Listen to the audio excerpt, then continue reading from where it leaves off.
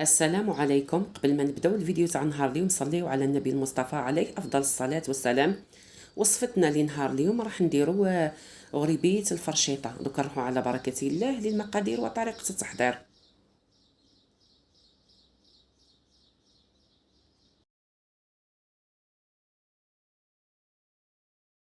على بركه الله نبداو. عندي 3 كيسان تاع فرينه، حطيتهم في الفور جيست ما نحيت الهمنده، ولازم اللون ما يتغيرش تاع الفرينه، نخليهم يبردوا. عندي كيله تاع سمن ذوبتها وحطيتها جمدت في الفريجيدار. الوصفه هذه لازم نستعملوا السمن. عندي كيله تاع سكر رطب ناقصه بزوج صباع. هنا نقصت الحلاوه.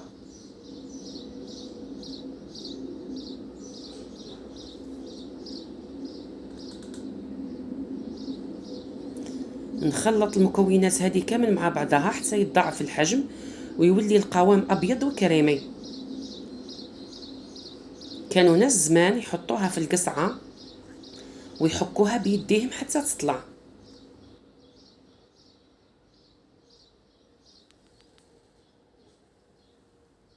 نخلط مليح حتى يتضاعف الحجم ويولي القوام كريمي ويتغير اللون.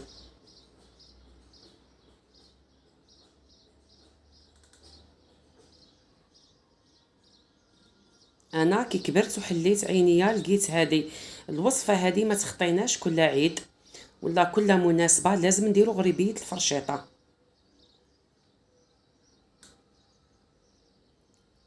شوفوا هنا القوام كيفاه بدا يتغير واللون. نخلط مليح حوالي 10 دقائق.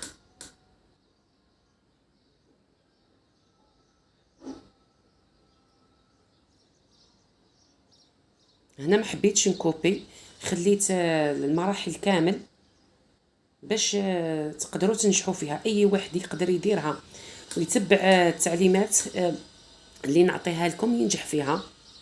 وصفه سهله واقتصاديه غير ب3 مكونات، والبنه روعه.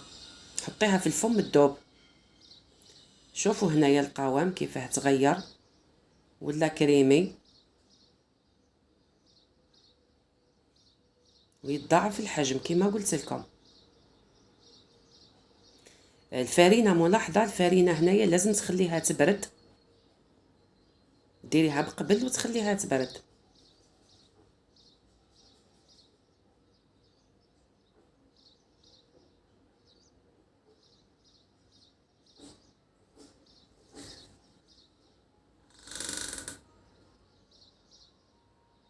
هنا دات لي حوالي 10 دقائق وانا نخلط.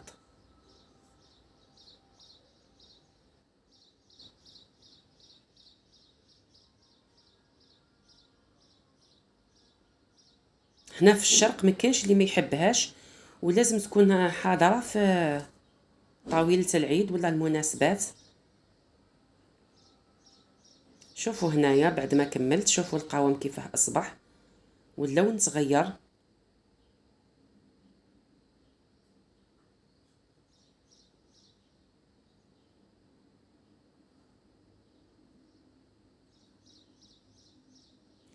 نلموا الجوانب كامل لاكوبات.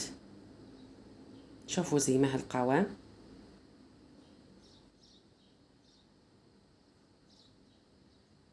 الفرينه هنايا تكون بارده لازم، ولازم نصيروها، لازم نغربلوها.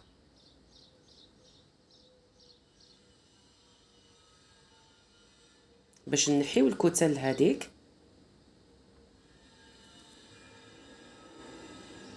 نخلط مليح. من الاحسن نستعمل يدي.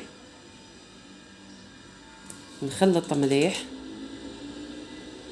نزيد نضيف. انا هنا للامانه دات لي 3 كيسان تاع فرينه.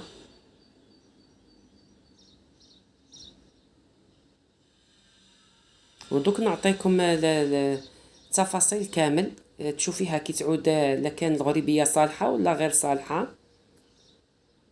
دوك المراحل كامل نديروها مع بعضنا. هنا شوفوا هاي تلمت.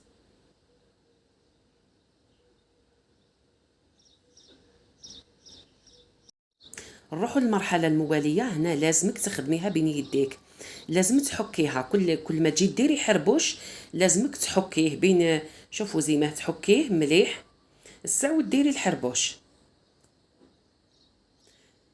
شوفوا هنايا انايا ما تحلت مسح ايدام، اذا ساح ليدام خرج منها ليدام السمن تسمى اي خاصتها فارينه.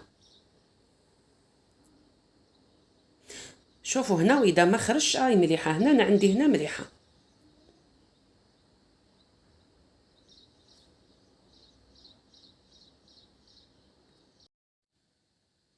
شوفوا هنا اذا جات تتشقق الغريبيه تاعكم تسمى هنايا اي خاصتها سمن لازم تزيدوا. هنا شوفوا ها هنا ما خاصها والو. شوفوا زي ما ندير حربوش نعدلو بلا كوبات، ندير بالفرشيطه خطوط. المعلومات كامل مديتهم لكم البنات. بالطبع الفور يكون مشعل وديريها على الفور تنقسيلو وديريه على نار متوسطه. مده الطهي تخليها من 10 دقائق ل 15 دقيقه، ما لازمش يتغير اللون تاعها وما لازمش يحمر. والمعلومه الاخيره اللي نزيد نمدها لكم، كي تكملوها هكا كامل حطوها في الثلاجه في الفريجيدار من تحت، تخليوها على الاقل ساعه لعتو مزروبين. ولا كان عاد عندكم الوقت تقدروا تخليوها تبات ليله كامل، من الاحسن تبات ليله كامل والصباح طيبيها على نار متوسطه. شوفوا زي ما يتغير اللون تاعها، ما تتنفخ كي تتبعوا المعلومات هذه كامل، ما تتشقق. شوفوا زي ما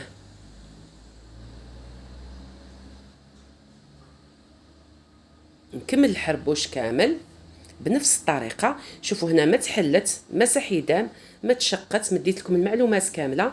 ومن الاحسن كما قلت لكم تخليوها تبات في الفريجيدار، ولا كان عاد ما عندكمش الوقت على الاقل ساعه حطوها في الفريجيدار ومن بعد طيبوها كما قلت لكم على نار متوسطه.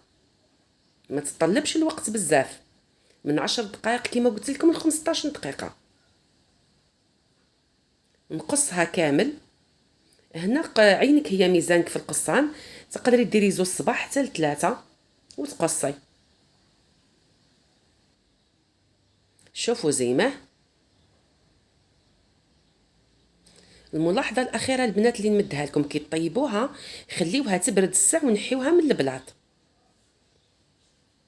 باش تقدروا تنجحوا فيها المراحل كامل بربي ان شاء الله. مديتهم لكم كامل. شوفوا زي ما نحطها طيب ونخليها تبرد ومن بعد نتلاقاو في صحن التقديم.